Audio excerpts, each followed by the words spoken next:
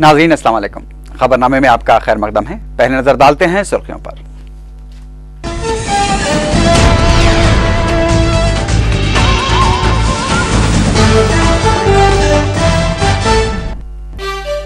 مسلمانوں کو توبہ و استغفار کے ذریعے اللہ کا قرب حاصل کرنے کی تلقین۔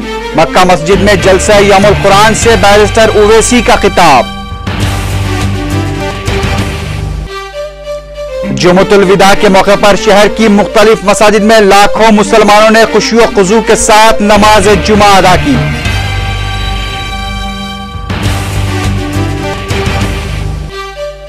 لوک پال بل پر تعطل برقرار، ہنگاموں کے باعث پارلیمنٹ میں مباحث نہیں ہو سکا، کل ہونے کا امکان۔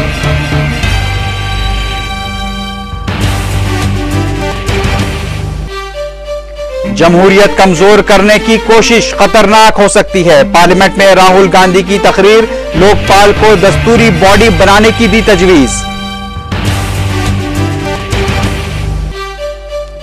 بدعنوانیوں کے خاتمے کے لیے شفاف انتظامیہ ضروری، چیف منسٹر کا خطاب۔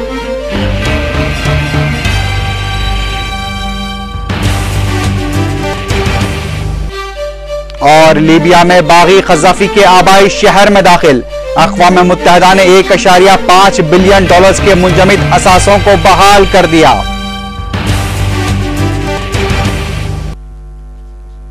اب خبریں تفصیل سے۔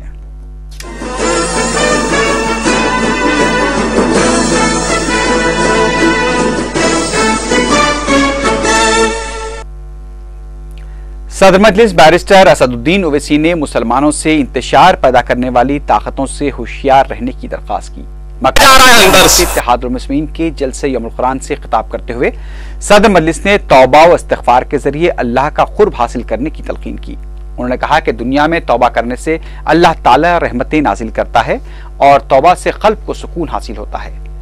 صدر مجلس نے مسلمانوں بالخصوص نوجوانوں سے ماں باپ کی اطاعت کرنے کی بھی تلقین کی۔ بیرسٹر اویسی نے مخالفین مجلس کو انتباہ دیتے ہوئے کہا کہ مجلس ہر سازش کا مقابلہ کرے گی اور قانونی دائرے میں رہ کر سازشوں کا جواب دے گی۔ ملک کی موجودہ صورتحال اور بدعنوانیوں کے خلاف انا ہزارے کی جاری ہڑتال کے تناظر میں بیرسٹر اویسی نے کہا کہ اسلام نے سب سے پہلے رشوت کو حرام قرار دیا تھا اور اس کا ذکر بھی سورہ بقرہ میں موجود ہے۔ بیرسٹر اویسی نے کہا کہ بدعنوانیوں کے خاتمے کے لیے بنیادی سطح سے اقدامات کیے جانے چاہیے اور کتابی نصب میں بھی بدعنوانیوں کے موضوع کو شامل کرنا چاہیے تاکہ آنے والی نسل میں اس لعنت کے خلاف شعور بیدار کیا جا سکے۔ بیرسٹر اویسی نے انا ہزارے کی بھوک ہڑتال کو مضحکہ خیز قرار دیتے ہوئے کہا کہ جب بابری مسجد کی شہادت ہو یا گجرات فسادات میں مسلمانوں کی نسل کشی یا مسلمانوں کے ساتھ تمام محاذوں پر بات چیت ہو یا پھر بم دھماکوں کے بعد مسلم نوجوانوں کی گرفتاریاں، کسی نے بھی آواز نہ اٹھائی اور نہ ہی ہڑتال کی، لیکن بدعنوانیوں کے نام پر ہڑتال کی جا رہی ہے۔ بیرسٹر اویسی نے سخت قانون کی وکالت کی، تاہم عدلیہ کو اس قانون میں شامل نہ کرنے پر زور دیا۔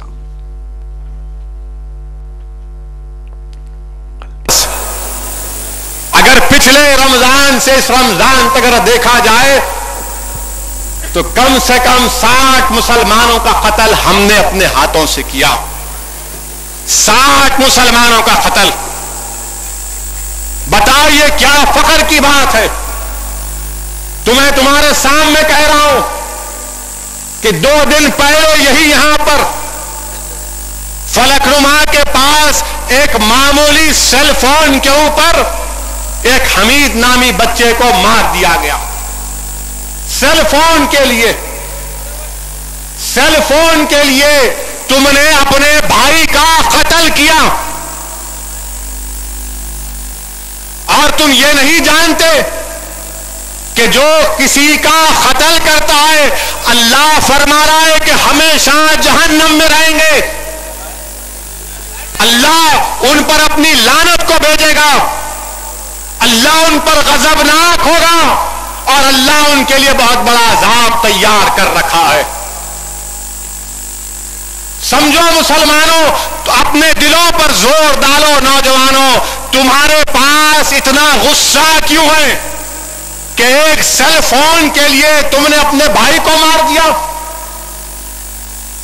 تم نے سیل فون کے لیے کیا قیمت ہوگی سیل فون کی؟ 4000 6000 8000 تم تم نے 8,000 کے لیے گھر کو برباد کر دیا، تم نے 8,000 کے لیے ایک ماں کی کوکھ کو ویران کر دیا، تم نے 8,000 کے لیے ایک بھائی کو اپنے بھائی سے محروم کر دیا، تم نے چند سیل فون کے لیے، پیسوں کے لیے بہن کو اپنا بھائی سے جدا کر دیا، نہیں معلوم کہ اس مرنے والے کی اولاد تھی یا نہ تھی۔ بتاؤ مسلمانوں، کیا یہ ہمارا کام ہے؟ عزیزان ملت اسلامیہ، میں تم کو پھر سے کہہ رہا ہوں، یاد رکھو، اس گناہ سے توبہ کرو، توبہ کرو۔ یہ ہماری قوم کو دیمک کی طرح ختم کر رہا ہے۔ تم نہیں سمجھ رہے میری اس بات کو، یاد رکھو، ہم ختم ہو جائیں گے، تباہ و برباد ہو کر رہ جائیں گے اگر اس کو نہیں روکیں گے۔ اللہ کے رسول صلی اللہ علیہ وسلم نے فرمایا کہ اللہ کے رسول صلی اللہ علیہ وسلم نے فرمایا کہ زمین و آسمان کے لوگ مل کر، آقا نے فرمایا کہ زمین و آسمان کے لوگ مل کر ناحق کسی مسلمان کا قتل کرتے ہیں تو اللہ ان تمام کو اوندا جہنم میں ڈال دے گا۔ زمین و آسمان کے لوگ مل کر، بتاؤ تم اور ہم کون سی کھیت کی مولی ہیں؟ اور رسول اللہ صلی اللہ علیہ وسلم نے فرمایا حدیث شریف میں کہ اللہ شرک کے گناہ کو معاف نہیں کرتا، اللہ معصوم کس کا قتل کیا جائے تو اس کے گناہ کو کبھی معاف نہیں کرتا۔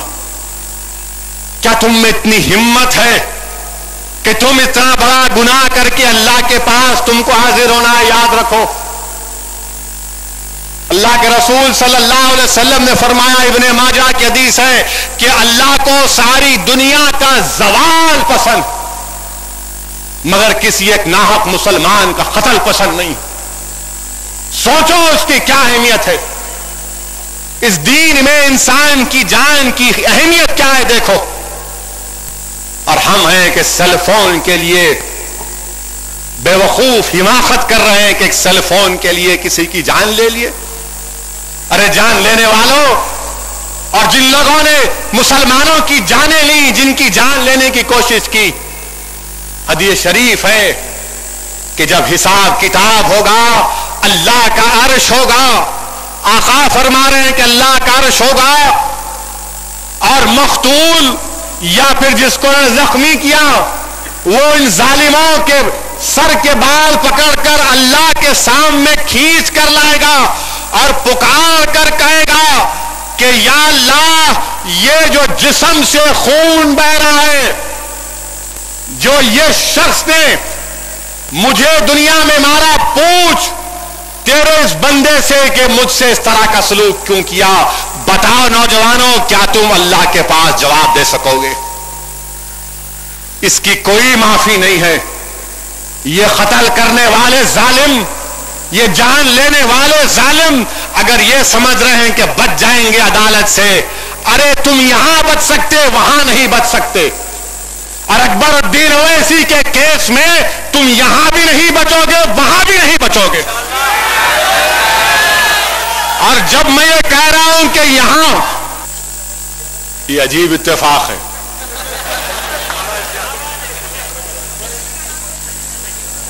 عجیب اتفاق ہے، الحمدللہ، یعنی پاور جانے والا ہے، دشمنوں کا پاور جانے والا ہے۔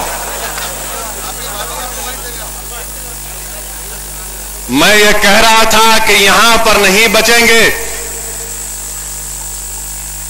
تو ہمارے دشمن، ہمارے مخالف اس کا کوئی اور مطلب نہ لے۔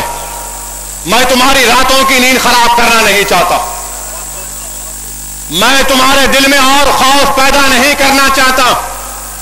میں یہ کہہ رہا ہوں کہ جو قانون اور عدالت کا فیصلہ ہوگا وہی ہمارے لیے قابل قبول ہوگا، اور ہم پوری شدت کے ساتھ اپنے مقدمے کو اس عدالت میں پیش کریں گے، اور اس عدالت میں تو کروڑوں لاکھوں مسلمانوں نے اس مقدمے کو پیش کر دیا، وہاں پر تو انصاف ہوگا ہی انشاءاللہ۔ اس عدالت میں بھی، دنیا کی عدالت میں بھی انصاف ہوگا۔ یہ ظالم لوگ کیفر کردار کو پہنچیں گے، کیفر کردار کو پہنچیں گے۔ قانونی ہمارا کیس اسٹرانگ ہے اور انشاءاللہ تعالی عدلیہ پر ہم کو پورا بھروسہ ہے۔ اللہ سبحانہ و تعالی ضرور انصاف کرنے والا ہے، اللہ انصاف کرے گا۔ اللہ کی لاٹھی میں آواز نہیں ہے اور ہم سے ضرور انصاف ہوگا۔ مگر عزیزان ملت اسلامیہ، قتل کیسا روکا جائے؟ اگر ہم خود اس کو نہیں روکیں گے تو کون روکے گا؟ اور کیوں قتل کرتے؟ نہیں گھور کے دیکھا، میں جا رہا تھا تو دیکھ کے تھوکا، میں سیل فون دیا بنانے کے لیے 5 دن سے پھراتے رہا، میں موٹر سائیکل پہ جا رہا تھا، کوئی موٹر سائیکل پر جا رہا تھا، کچڑ اڑا مجھ پہ تو میں مار دیا۔ اس نے تمام لوگوں کے سامنے گالی دی، میرے زمین پر جو گورنمنٹ کی زمین ہے 200 ایکڑ، وہاں پر کیسا تم غریبوں کے گھر کو بنانے کی بات کرتے؟ نہیں، ہم قتل کر دیں گے، حملہ کر دیں گے۔ ارے ظالموں، آنکھ اور اپنے دماغ کو کھولو، دیکھو تم اپنی انانیت میں کیا کر رہے ہو، تم کیا کیا کرنے جا رہے ہو۔ اور حکومت کا کام یہ ہے کہ جب کبھی بھی قتل ہوتا یا اقدام قتل کا واقعہ ہوتا تو پولیس کو اور اختیارات دیے جائیں، یعنی پولیس میں ایک علیحدہ محکمہ قائم کیا جائے جو صرف ان مقدموں کو دیکھ سکے۔ غریب کے پاس کہاں استطاعت ہے؟ کوئی غریب کا بچہ مارا گیا تو کہاں کورٹ کو جائے گا؟ مارنے والے کے پاس بڑی طاقت، بڑے بڑے وکلا، حرام کی دولت ان کے پاس ایڈیٹروں کی طاقت۔ اللہ سبحانہ و تعالی شیطان کو اس ماہ مبارک میں جکڑ دیا۔ استاد تو زنجیروں میں، شاگرد کھلے، تو اب شاگرد کو استاد کی غلامی، استاد سے وفاداری تو بتانا ہے نا، کیسے بتائیں گے؟ اس طرح کر کے بتائیں گے۔ ارے رمضان کا مہینہ ہے، شیطان کو جکڑ دیا گیا۔ اے شیطان کے تمام شاگردوں، استاد اندر ہے تو تمہارے بھی اندر جانے کا وقت انشاءاللہ آئے گا، تمہارے بھی وقت اندر جانے کا آئے گا۔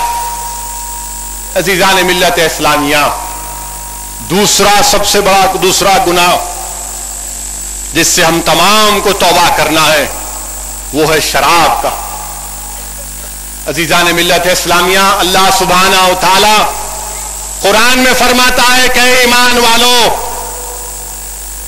شراب، جوا، یہ فال نکالنا، یہ تمام ناپاک چیزیں شیطان کی طرف سے، تم اپنے آپ کو بچاؤ۔ اگر تم شراب پیو گے، جوا کھیلو گے تو تم اللہ کے ذکر سے دور ہو جاؤ گے، تم نماز نہیں پڑھ سکو گے، اپنے آپ کو بچاؤ، اللہ فرما رہا ہے۔ عزیزان ملت اسلامیہ، کئی ایسے واقعات ہیں، بلکہ میں تمہارے سامنے آج ایک تلخ حقیقت بیان کر رہا ہوں کہ ہمارے اس علاقے میں، جس کو ہم ساؤتھ زون کا علاقہ کہتے ہیں، پھر جہاں ہمارے مسلمانوں کی بستیاں ہیں ویسٹ زون، جہاں پر ایک کثیر تعداد ہماری رہتی ہے، شہر حیدرآباد کے اعداد و شمار کے مطابق سب سے زیادہ شراب یہیں پر بکتی،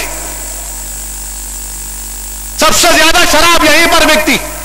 اور اللہ فرما رہا ہے کہ مسلمانوں، چھوڑو، یہ ناپاک چیز ہے، یہ شیطان تم کو آپس میں دشمنی پیدا کرے گا، یہ چیز تم کو اللہ کے ذکر سے دور کر دے گی، نمازوں سے دور کر دے گی، اپنے آپ کو بچاؤ، اللہ فرما رہا ہے۔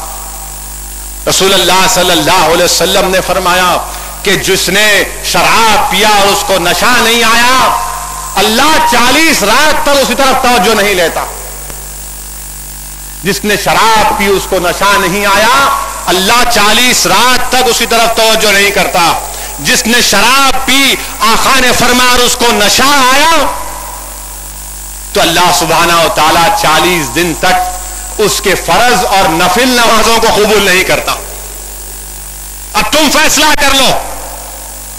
آقا فرما رہے ہیں کہ اگر کوئی شرابی بغیر توبہ کرے مر گیا تو وہ ایسے مرا جیسا کہ بت پرست کی طرح مرا۔ جس نے جو شراب پیتا رہا اور اللہ سے توبہ نہیں کی، عزیزان ملت اسلامیہ، توبہ کا دروازہ کھلا ہے، اللہ سے رجوع ہو جاؤ، نہیں معلوم ہے زندگی کا چراغ کب گل ہو جائے۔ اللہ ہی کو معلوم، اللہ غفور رحیم ہے، اللہ مالک یوم الدین ہے، اللہ حی القیوم ہے، اللہ کو معلوم۔ اگر تم بغیر توبہ کرے مر گئے تو اللہ کے رسول صلی اللہ علیہ وسلم نے فرمایا کہ جہنم میں اللہ سبحانہ و تعالی جہنمیوں کا پیپ اور خون تم کو پلائے گا۔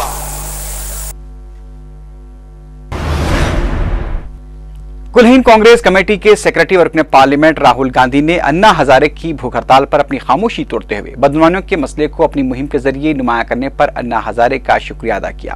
وقفہ صفر کے دوران لوک سبھا میں راہل گاندھی نے انا ہزارے کے احتجاج کے طریقے پر دبے الفاظ میں اعتراض بھی ظاہر کیا۔ راہل گاندھی نے کہا کہ جمہوریت کو کمزور کرنے کی کوشش خطرناک ثابت ہو سکتی ہے۔ راہل گاندھی نے لوک پال کو الیکشن کمیشن کے طرز پر دستوری باڈی بنانے کی وکالت کی۔ راہل گاندھی نے کہا کہ وہ اس بات سے متفق نہیں ہے کہ صرف ایک لوک پال بل سے بدعنوانیوں کا خاتمہ ہو جائے گا۔ انہوں نے کہا کہ بدعنوانیاں ہر سطح پر موجود ہے اور اس سے نمٹنا آسان نہیں ہے۔ راہل گاندھی کی تقریر کے دوران اپوزیشن ارکان کی جانب سے زبردست ہنگامہ آرائی کی گئی۔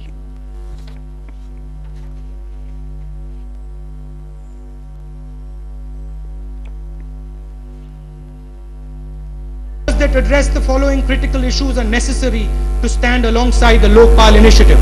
We speak of a statutory Lokpal, but our discussion sees at the point of its accountability to the people and the risk that it might itself become corrupt. Madam Speaker, why not elevate the debate?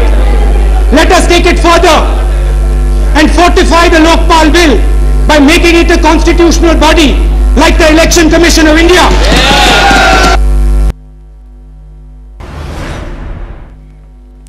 Lokpal بل پر جمعے کو بھی تعطل برقرار رہا۔ Parliament میں لوکپال بل پر ہوئی ہنگامہ آرائی کی وجہ سے کارروائی میں خلل پڑا۔ لوکپال بل پر مباحث کو جمعے تک ملتوی کیے جانے کا امکان ظاہر کیا جا رہا تھا۔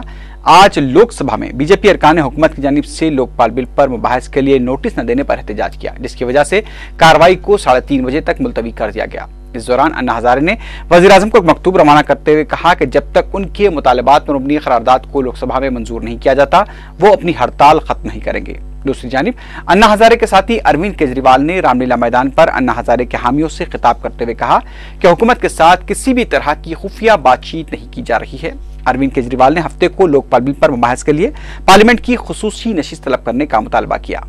انا ہزارے ٹیم نے پارلیمنٹ میں راہل گاندھی کی تقریر پر افسوس کا اظہار کرتے ہوئے کہا کہ ملک کے کروڑوں عوام کے جذبات کو نظر انداز کیا جا رہا ہے۔ تاہم انا ہزارے ٹیم کے رکن میدھا پاٹکر نے راہل گاندھی کی جانب سے لوکپال بل کو دستوری باڈی بنانے کی تجویز کی حمایت کی۔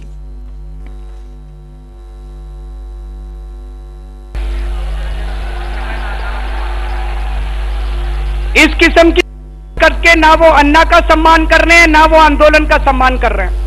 دوسری چیز، اسی طرح سے گندے گندے نعرے لگا رہے ہیں وہ لوگ باہر نکل کے۔ یہ آپ ادھر بی جے پی نے راہل گاندھی کی جانب سے پارلیمنٹ میں کی گئی تقریر پر تنقید کرتے ہوئے کہا کہ راہل گاندھی کو ملک کے عوام کو نصیحت دینے کی ضرورت نہیں ہے۔ بی جے پی نے سوال کیا کہ ملک کو وزیر اعظم چلا رہے ہیں یا پھر راہل گاندھی۔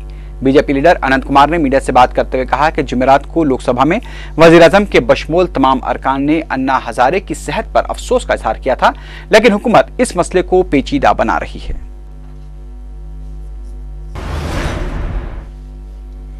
بدعنوانیوں کے خاتمے کے لیے نظم و نسق کو شفاف ہونا چاہیے۔ صرف لوکپال بل کے ذریعے اس لعنت کا خاتمہ نہیں کیا جا سکتا۔ اے پی آئی آئی سی میں Andhra Pradesh state data centre کا افتتاح انجام دیتے ہوئے چیف منسٹر کرن کمار ریڈی نے یہ بات کہی۔ چیف منسٹر نے کہا کہ ریاست میں اگر ڈاٹا بہتر رہا تو کسی بھی سرکاری اسکیم سے مستحق افراد محروم نہیں رہیں گے۔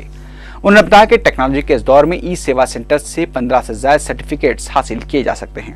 चीफ मिनिस्टर ने बताया कि आधार कार्ड का काम 50% मुकम्मल हो चुका है और मार्च 2012 तक माबाकी कार्ड्स का काम भी मुकम्मल कर लिया जाएगा।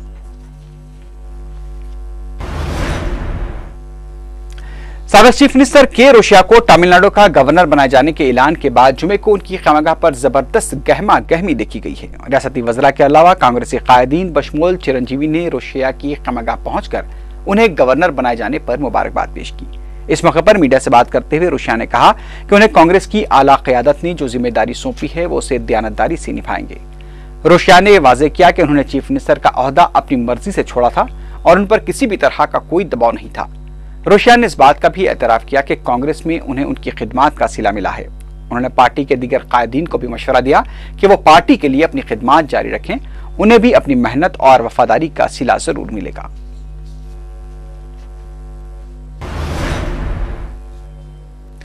जगन मोहन रेड्डी के खिलाफ जारी तहकीकात के सिलसिले में रियासती वजीर शंकर राव ने मोहतात रद्द-ए-अमल जाहिर करते हुए कहा कि वो इस मामले पर आइंदा 10-15 दिन तक कुछ कहना नहीं चाहते। मीडिया से बात करते हुए शंकर राव ने कहा कि मुझे येलो जर्नलिज्म के जरिए बदनाम करने की कोशिश की जा रही है। शंकर राव ने कहा कि बदनवानियों और कुर्बानियों की जंग में कौन कामयाब होगा ये वक्त तय करेगा। उन्होंने ये उम्मीद जाहिर की कि जगन की ताईद में मुस्तफी अरकान दोबारा कांग्रेस में वापिस आएंगे। शंकर राव ने साबिक चीफ मिनिस्टर के रोशिया को तमिलनाडु का गवर्नर बनाए जाने और सोनिया गांधी को दुनिया की ताकतवर तरीन खवातीन की फहरिस्त में 7वां मुकाम हासिल होने पर भी मसरत का इजहार किया।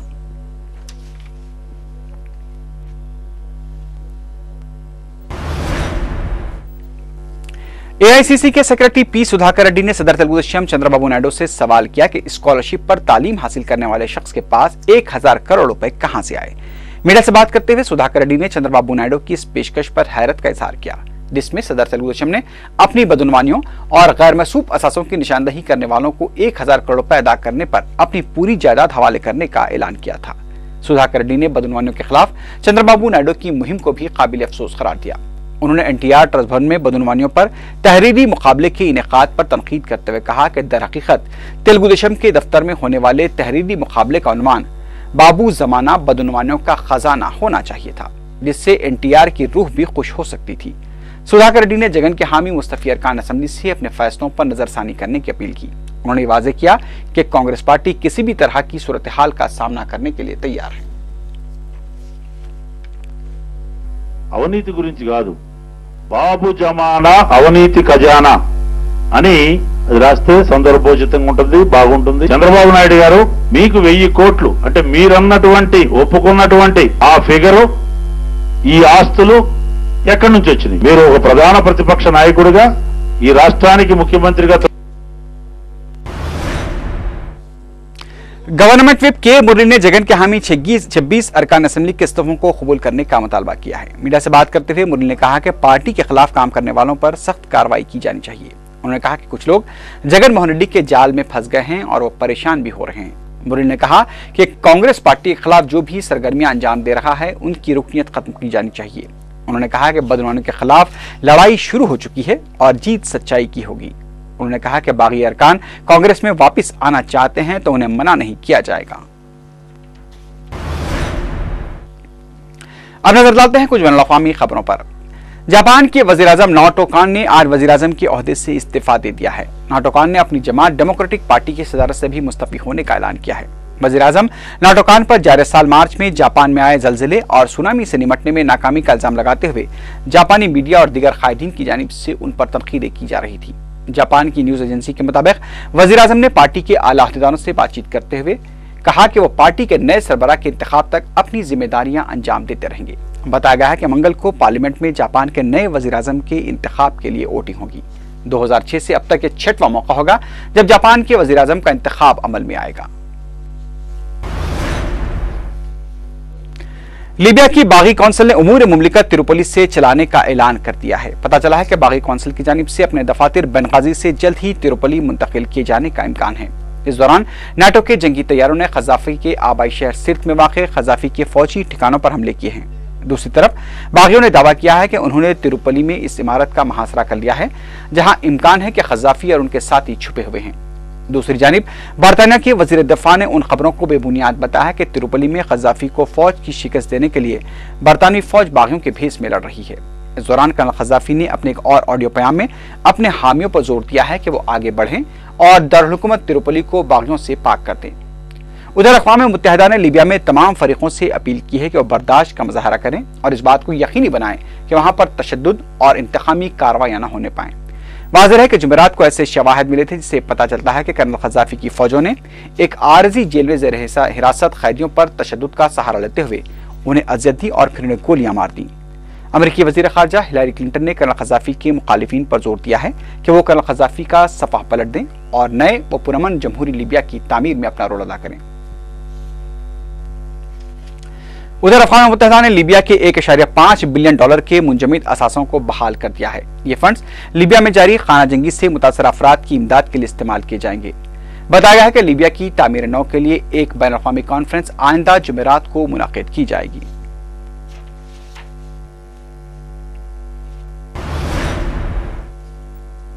پاکستانی صوبہ پنجاب کے مقتول گورنر سلمان تاثیر کے بیٹے شہباز تاثیر کا اغوا کر لیا گیا ہے۔ پولیس اور شہباز کے افراد خاندان کا کہنا ہے کہ موٹر سائیکل پر سوار 4 افراد شہباز کی کار کو روک کر ایک گلی میں لے گئے اور وہاں سے شہباز لاپتہ ہو گیا۔ شہباز کے افراد خاندان نے اس اغوے کے پیچھے طالبان اور دیگر عسکر پسند تنظیموں کو ذمہ دار قرار دیا ہے۔ تاہم ابھی تک کسی نے بھی شہباز تاثیر کے اغوے کی ذمہ داری قبول نہیں کی ہے۔ واضح ہے کہ پاکستانی صوبہ پنجاب کے گورنر سلمان تاثیر کو ناموس رسالت قانون کی مخالفت کرنے پر ان کے باڈی گارڈ نے گولی مار دی تھی۔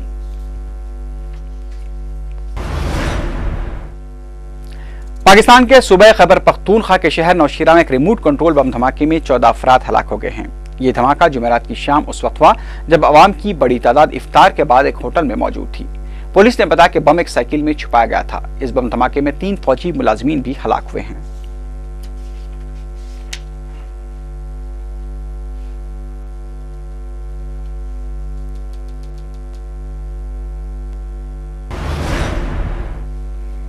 میکسیکو میں کلب پر 4 ٹرکوں میں سوار مسلح ملزمین نے حملہ کر دیا اور عمارت کو آگ لگا دی، جس میں 53 افراد ہلاک اور متعدد زخمی ہو گئے ہیں۔ میکسیکو کے شہر مونٹیری میں ان حملہ آوروں کی جانب سے کیسینو کو نشانہ بنایا گیا۔ حملہ آوروں نے کیسینو میں داخل ہو کر اندھا دھند فائرنگ شروع کر دی۔